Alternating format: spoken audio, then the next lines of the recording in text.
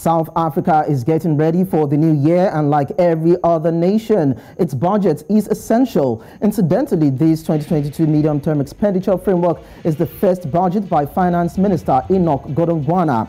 In the MTBPS, Godongwana said three main priorities are being considered for the 2022 MTEF period. Now, the Finance Minister further explained to the Parliament that the government's social development function will include income protection and social welfare for women, youth and persons with disabilities. They were addressing shortfalls in social grants, introducing the extended child support grant for children who had lost both parents, and researching possible new social support options once the special COVID-19 social relief of distress grant ends in March 2022. To continue mitigating food insecurity and poverty in 2021-2022 season, the Treasury allocated an additional 26.7 billion rands to the Department of Social Development to reinstate and administer the special COVID-19 social relief of distress grant from August 2021 to March 2022. Now, the funds would further enable coverage of eligible child support grant for caregivers, and he explained that social grant-based relief of distress will amount to 28.3 billion rands in 2021 down to 2022. During the year, more than 9.5 million recipients were to receive the short-term income protection, excluding the special COVID-19 SRD grant. 18.3 million South Africans receive one or another form of social grant. Now, from April 2022, the Early Childhood Development Program will be transferred from the Department of Social Development to the education sector, and the Treasury has said plans for implementation are largely in place. It also reveals that although spending on social assistance is currently expected to remain relatively stable as percentage of GDP, any underfunded expansion of social protection represented a significant risk to the purse. Now, the Finance Minister added that no state firm will get any funding from government for the next 3 years. I am Lekan Onabanjo, standing in for Lullu Krugel. You're welcome. This is Business Edge.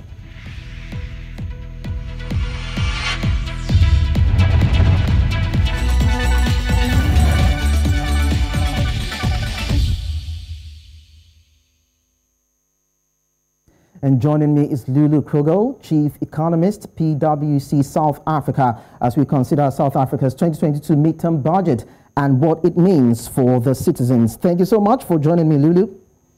Thank you.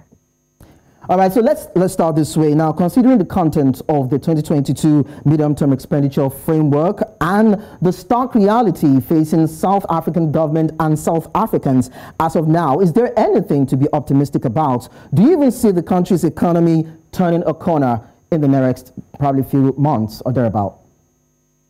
Yeah, I think the good news is that National Treasury did revise their growth forecast, which they've presented at the beginning of the year. I think was around 4%, upwards to 5.1%. So there's some positive news there, and they are more upbeat about where the economy will go this year. But as you rightfully say, from there on forward, next year, if we look at the growth forecast that they've put in place for that and for the following year, it clearly shows that there are some challenges and some structural reforms that needs to happen in the South African economy.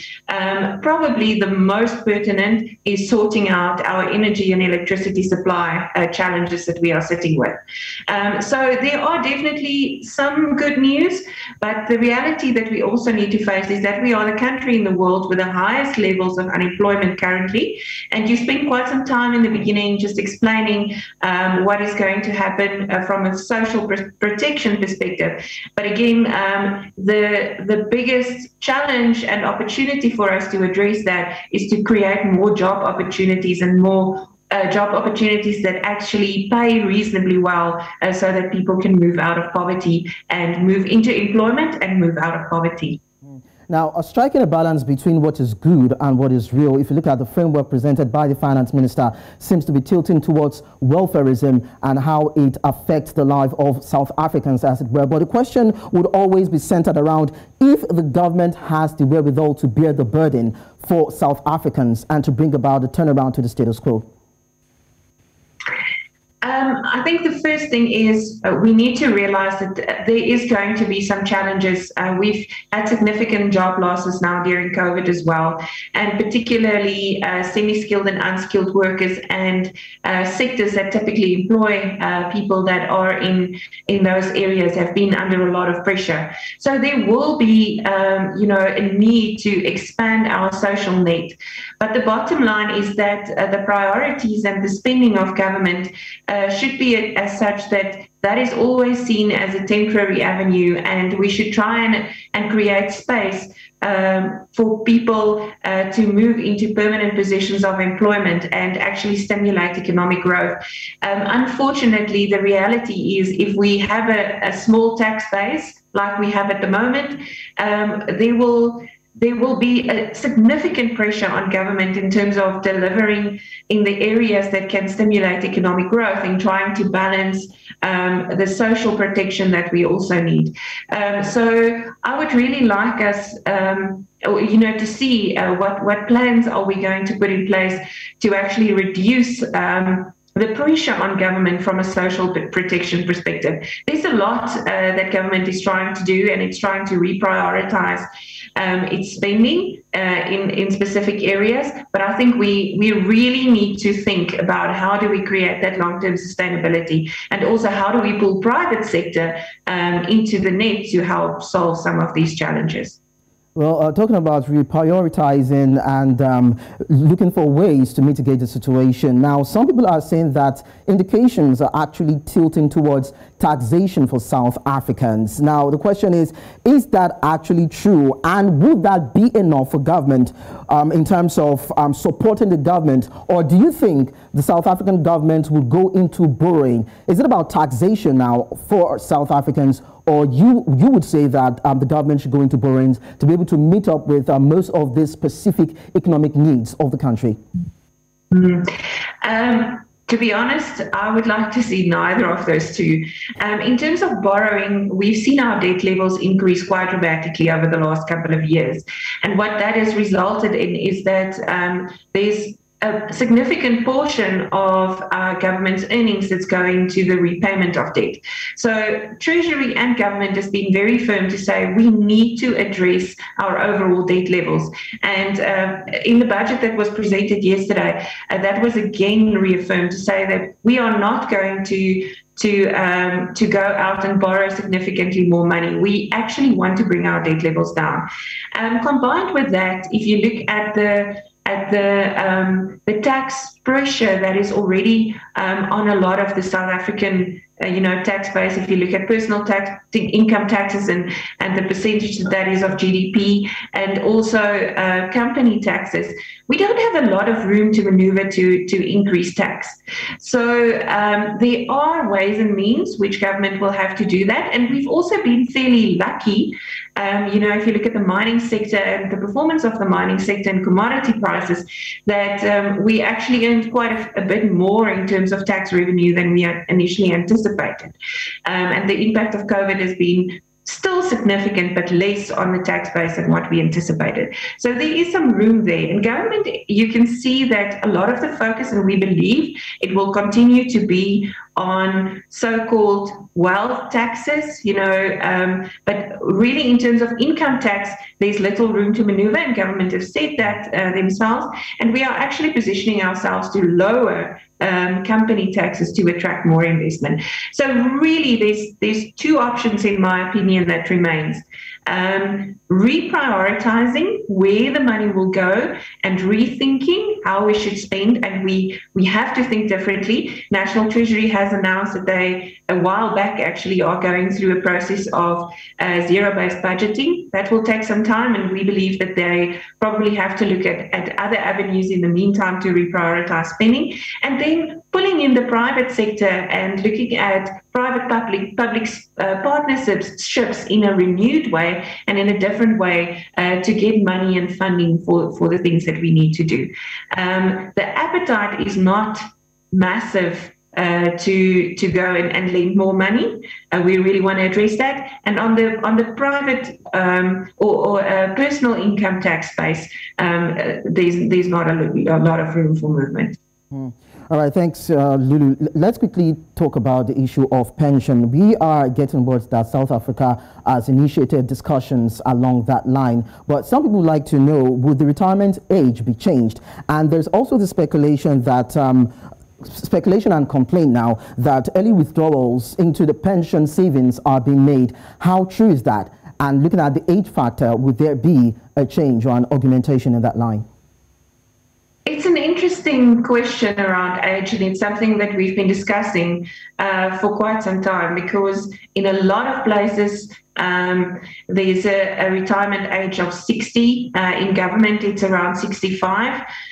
So government at one point has said, well, we actually want to drop that to 60 to make space for new entrants, and then some areas in the private sector is saying that we actually want to move it up from 60 to 65 because people are living longer, and as such they are dependent on their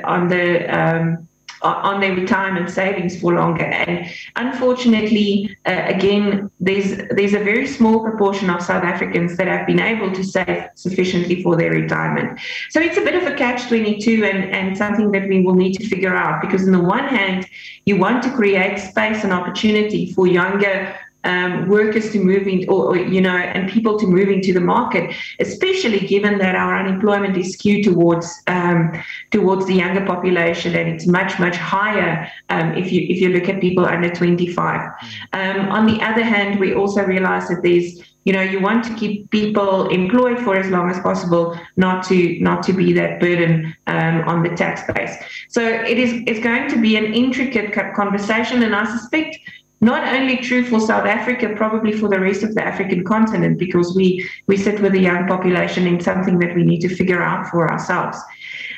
So yeah, that is the one thing that is really, really important. And then you mentioned the social grants and the basic income grant. A lot of debates and discussions taking place. We were hoping to hear more about that from yesterday's budget. Unfortunately, that has not happened.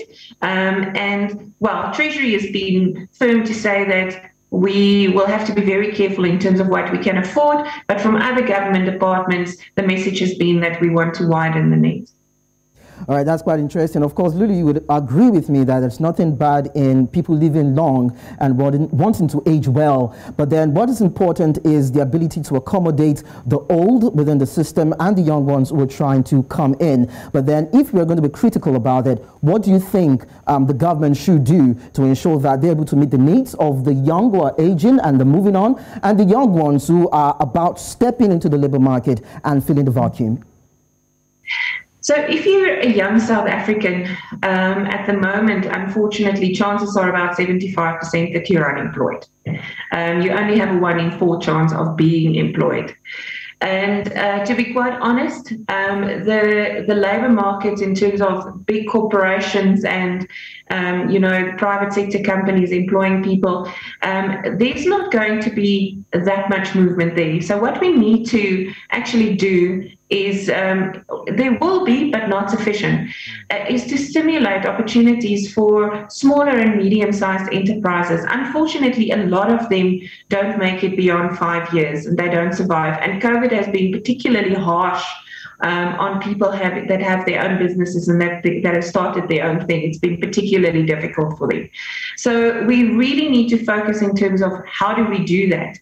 And there's been a significant focus on getting businesses started, starting a business and getting them going. But where I personally think where we need some help and support is getting those businesses that are between 3 and 5 years old to actually make that transition, to help them to survive and to actually transition to businesses where they can employ more people.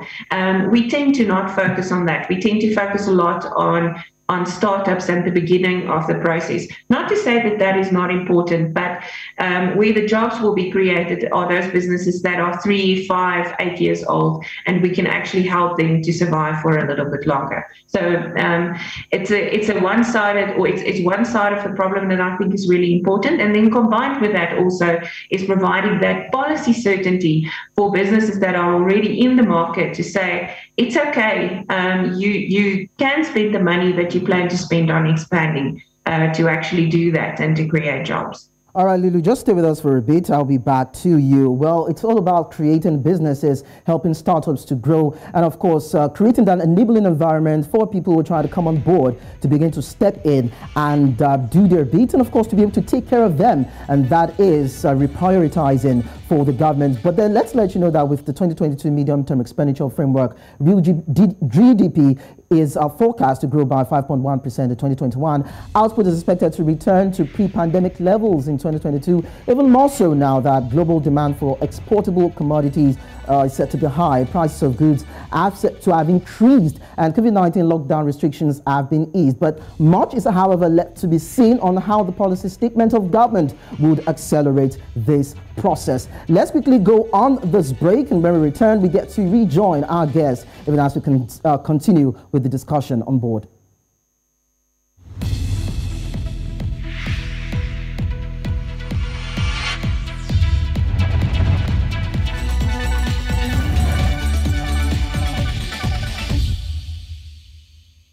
And still with me on Business Edge is Lullu Krugel, who is the Chief Economist, PwC South Africa. And we are taking a look at South Africa's 2022 midterm budget and what potential it has for South Africa. Now, back to you, Lullu. Now, real GDP is forecast to grow by 5.1% in 2021 budget. Now, the question, however, would mean, can those targets be met considering the contents of the MTEF? Yeah, I think what we need to keep in mind is that 5.1% growth seems really optimistic. And you mentioned just before we went on the break that we expect output to return to pre-pandemic levels early next year. Our own forecasts are a little bit less optimistic, still high growth. So we're expecting around 4.1% growth. But it should be seen against the backdrop of the fact that we had a contraction of 6.5% last year. So it's really just a recovery to where we were. And the question is, what can we do to move growth upwards into the range of 3.5% going forward?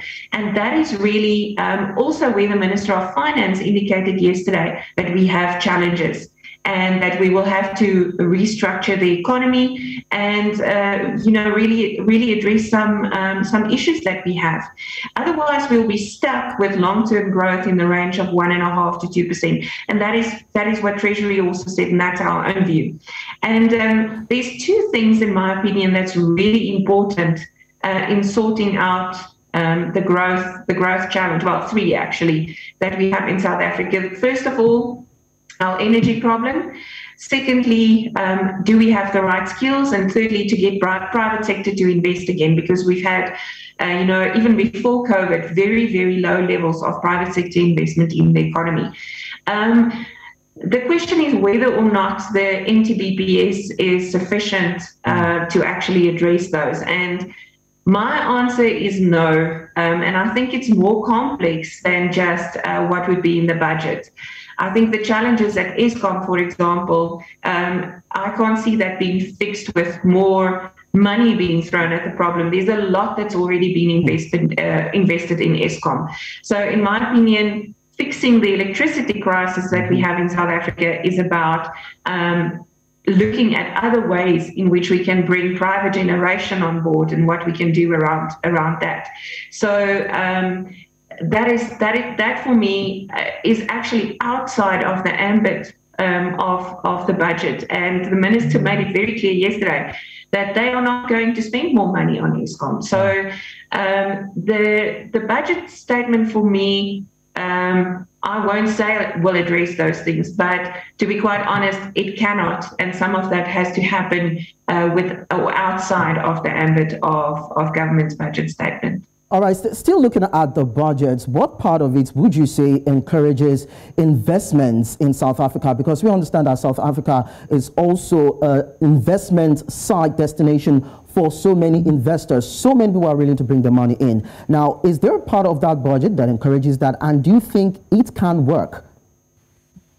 So I think the important thing is National Treasury is committed to say we are going to address things like our overall debt levels, which at the end of the day, hopefully will make the rating agencies look differently at South Africa. And if we can get our ratings improved as one of the options out there, that would also attract investors, and providing that policy certainty would attract investors. So I think as far as it's within government's control, they actually did, and within National Treasury's control, they actually did a very good job, because for the first time in a very long time, we were able to say that growth will actually be higher than what we anticipated at the beginning of this year, and that if we look at our overall debt levels, we're doing better. So that I do believe are two very, very big positives. I just again want to reiterate that there's only so much that Treasury can do. There's only so much that can happen through the allocation of money. And there's some changes that need to happen on the ground within those departments, the way that we spend money, how we prioritize what we're going to spend on, etc. And that to some extent is again outside of Treasury's hands. So what we do with the money that has been allocated by National Treasury is extremely important.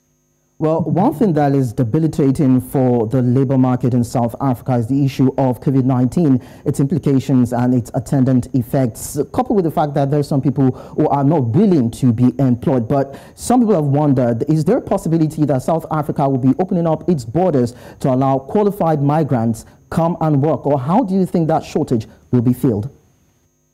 Yeah, we're sitting with a very interesting conundrum, and it's pre-COVID. It's not something that has happened during COVID specifically, where we are in certain areas sitting with skills shortages, and other areas we're sitting with too much, skills available. We have, or people available, not necessarily having the right skills.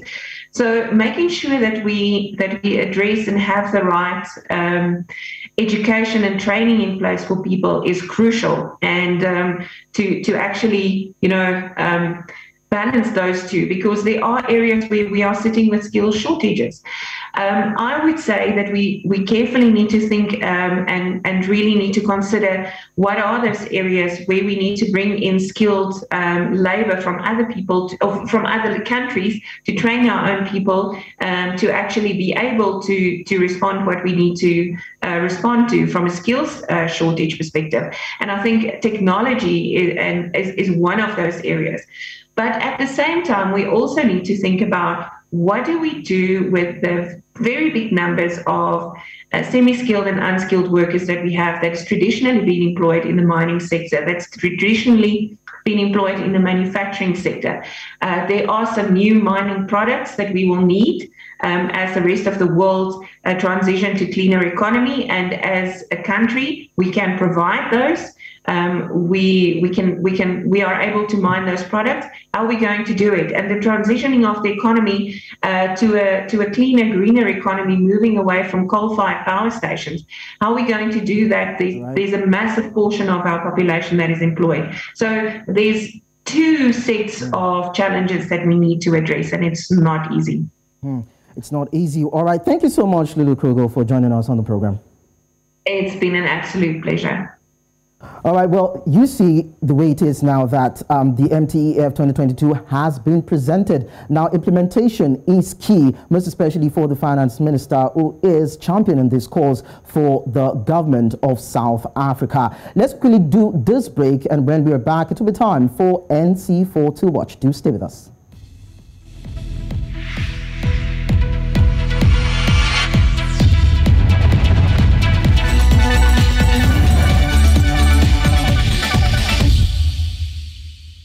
It's now time for NC4 to watch, and let's take you straight into it. Morocco's national carrier, Royal Air Maroc, has announced its decision to issue automated exit vouchers to facilitate administrative formalities and procedures for its professional customers. Royal Air Maroc said the measure is part of a collaboration between RAM, the Administration of Customs and Indirect Taxes, and the National One-Stop Service for Foreign Trade. Elsewhere, the World Bank has announced a new disbursement of $1.5 billion to Angola, and the grants will be available from January 2022, and it will be used for the water, agriculture, and other infrastructure sectors of the southern African country, said Affairs Ghanem, that is the Vice President of the World Bank for the Eastern and Southern African region. Ghanem revealed this at the end of an audience with Angolan President João Lourenço. South African government ministers have reached a broad agreement to sell some of the state power utilities' coal-fired power plants to help produce and reduce its debt burden, according to Finance Minister Enoch Godongwana. The accord comes 2 years after the plan was first raised in a national treasury policy paper, which suggested the facilities could bring in as much as 450 billion rands. Eskom's total debt stood at 402 billion rands in the end of March. And finally, freight forwarders operating in Nigeria have accused the government of backing foreign shipping companies to frustrate businesses at the port, just as it claimed the liners are taking advantage of the corruption index of the country to exploit locals. The 5 freight forwarding group under the Council for the Regulation of Freight Forwarding in Nigeria retabled an 11-point complaint while threatening service withdrawal. And that's it on today's edition of Business Edge. You can follow us on social media. We are at News Central TV. Our website, www.newscentral.africa, is also there for you to interface with. And of course, you can download our mobile app on App Store and Play Store. See you next time. I am Lekan Onabanjo. Have a wonderful weekend.